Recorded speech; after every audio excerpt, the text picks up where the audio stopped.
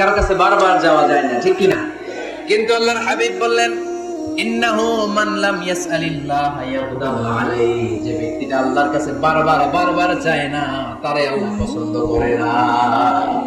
বরং বারবার যে আল্লাহর কাছে যায়, বারবার যে চায়, বারবার যে কাঁদে, বারবার যে ক্ষমা চায়, তারে আল্লাহ পছন্দ করে। সুবহানাল্লাহ।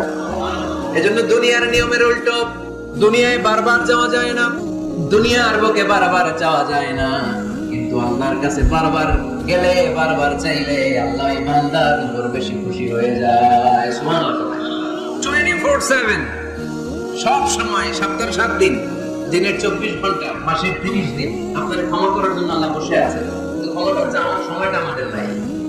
শেষ সাথে প্রথম আকাশে আল্লাহ মনোনিবেশ করে ডাকতে থাকেন, আলামিন মুস্তাগফিরিন আগফিরা। কার ক্ষমা লাগবে ক্ষমা চাও, ক্ষমা করে দাও।